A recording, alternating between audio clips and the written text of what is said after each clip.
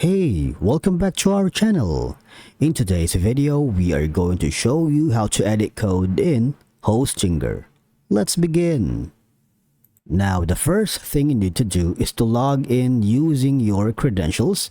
If this is your first time in Hostinger, just choose a hosting plan, and from here, you can continue using your Google account, your Facebook, your GitHub. You can even use your business or working email, and by following the on-screen instructions, you are all set.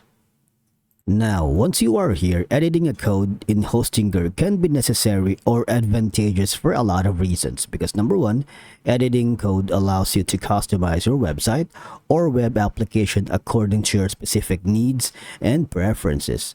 Whether it's modifying the design, functionality, or layout, editing code gives you full control over how your website or application looks and behave. Now, for you to be able to edit the code, all you gotta do is simply just go to the hosting that you want to edit or manage, and then you need to access the file manager option, alright?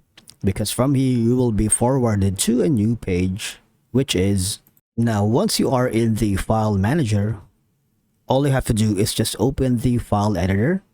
Alright, double click on the file name that you wanted to change, right click on the file and select edit.